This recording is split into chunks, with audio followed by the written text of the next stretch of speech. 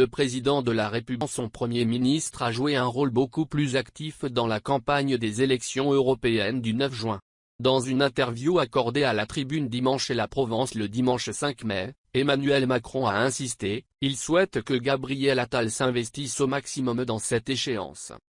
Le chef de l'État attend de son Premier ministre qu'il participe pleinement au débat, qu'il prenne la parole lors de meetings et qu'il aille sur le terrain.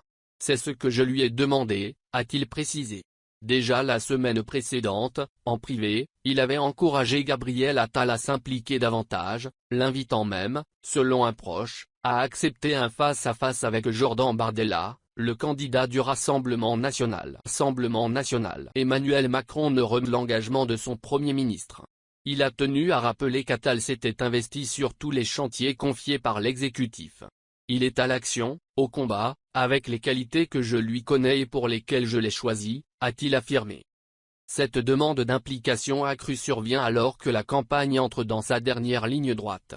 La tête de liste de la majorité présidentielle, Valérie Ayé, plafonne à 16,5% d'intention de vote, talonné par le socialiste Raphaël Glucksmann, 12%, en tête. Jordan Bardella s'impose largement avec 32% selon un sondage ELAB pour la Tribune Dimanche et BFM TV.